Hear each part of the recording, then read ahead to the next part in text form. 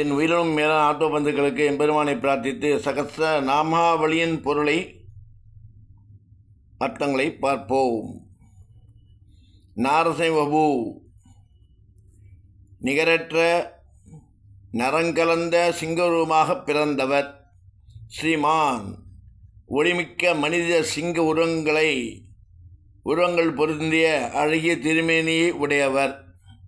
கேசவ இவ்வுருவில் அழகிய திருக்குழலும் பிடரியும் உடையவர். புருஷோத்தம பத்தர் முக்தர் நித்யர் ஆகிய மூவகை ஆத்மாக்களை விட உயர்ந்தவர்.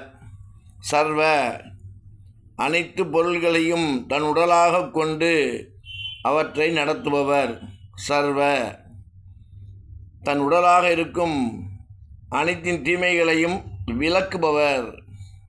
சிவ மங்களமாக இருப்பவர், அனைவருக்கும் மங்களத்தை கொடுப்பவர்.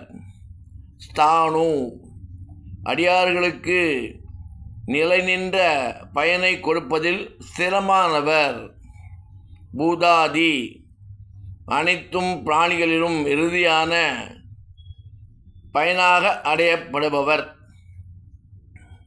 நிதிரோயய எத்தனை பயன்படுத்தினாலும் அழியாத செல்வம்.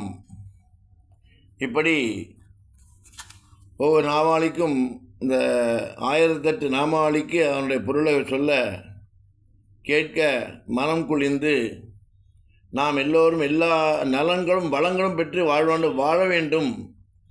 வாழ வைக்கக்கூடிய திருநாமம் எம்பெருமானின் சகஸ்ரநாமம். படிப்போம், கேட்போம், பயனடைவோம் என்று கூறிக்கொண்டு ராமானுஜன் திவ்ய திருவடியிலே சரணம்.